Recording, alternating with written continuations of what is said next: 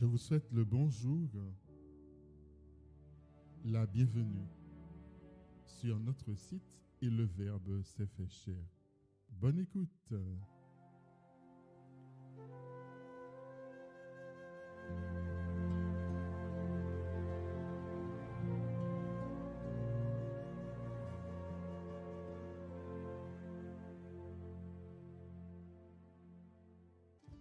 Évangile de Jésus-Christ selon saint Luc. Il arriva que Jésus, en un certain lieu, était en prière. Quand il eut terminé, un de ses disciples lui demanda « Seigneur, apprends-nous à prier, comme Jean le Baptiste, lui aussi, l'a appris à ses disciples. » Il leur répondit « Quand vous priez, dites « Père, que ton nom soit sanctifié, que ton règne vienne. Donne-nous le pain dont nous avons besoin pour chaque jour. Pardonne-nous nos péchés, car nous-mêmes, nous pardonnons aussi à tous ceux qui ont des torts envers nous. Et ne nous laisse pas entrer en tentation. »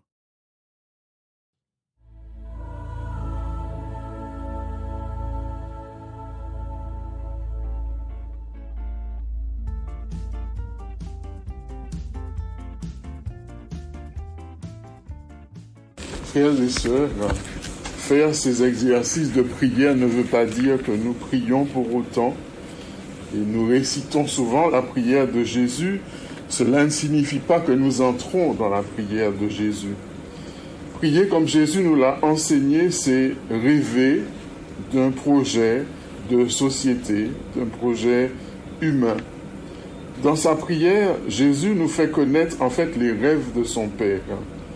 Il soulève ainsi des enjeux qui sont de l'ordre planétaire, qui de manière subtile se retrouvent dans nos propres rêves. Il nous offre de vivre les deux piliers pour bâtir son rêve, à savoir la justice et la réconciliation.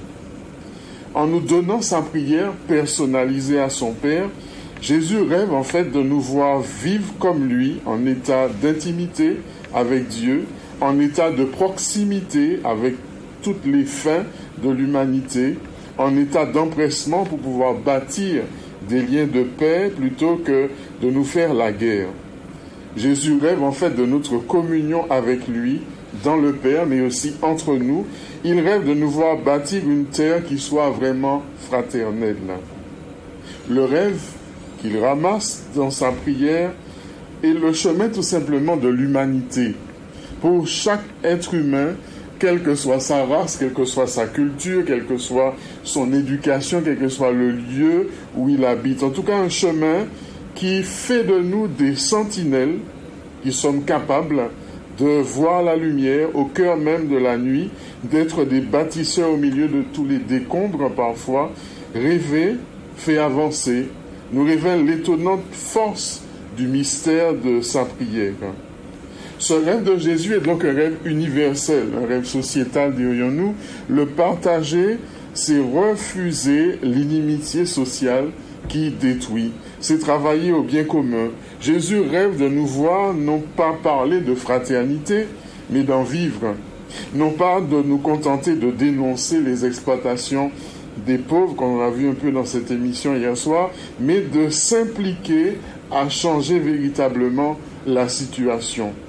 Vivre ce rêve, c'est faire circuler la vie de Jésus dans nos veines.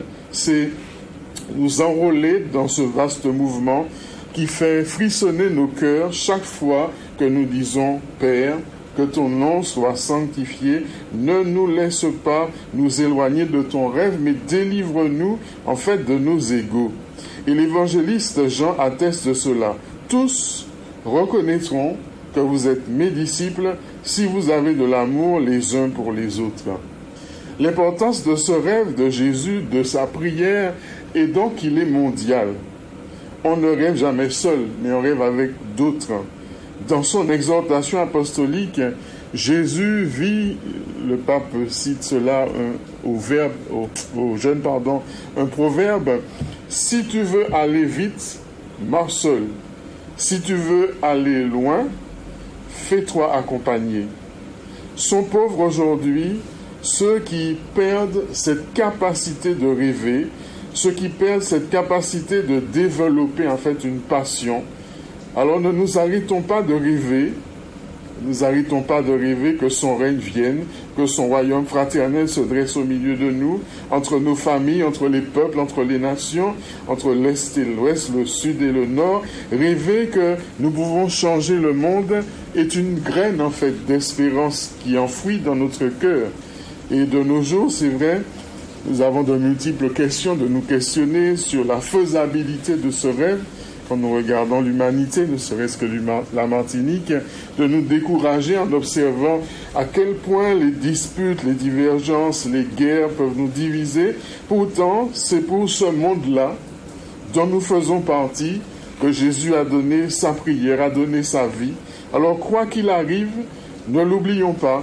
Rien n'est jamais perdu pour Dieu. Il est le maître de l'impossible. Il ne rejette jamais, même ceux qui se détournent de lui, mais il passe son temps à aller à leur rencontre.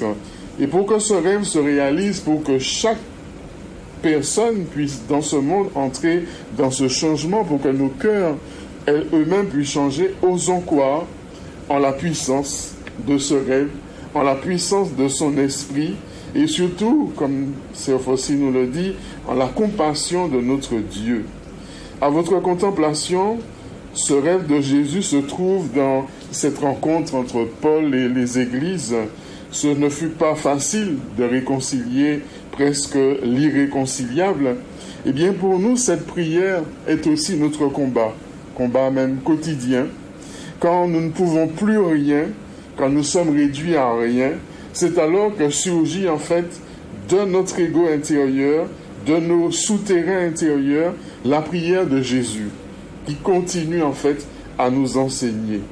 Alors demandons à Sœur Faustine de nous obtenir, sous la protection de Marie, que nous fêtons ce mois d'octobre, et de Saint Joseph, demandons-lui le bienfait d'avancer avec confiance vers le trône de la grâce, afin d'obtenir la miséricorde, afin d'obtenir le secours divin en temps opportun. Le temps de Dieu n'est jamais le temps des hommes pour nous, mais aussi pour tous ceux qui nous sont chers et même pour ceux qui sont plus loin de nous, qu'ils soient vivants, qu'ils soient défunts. Amen.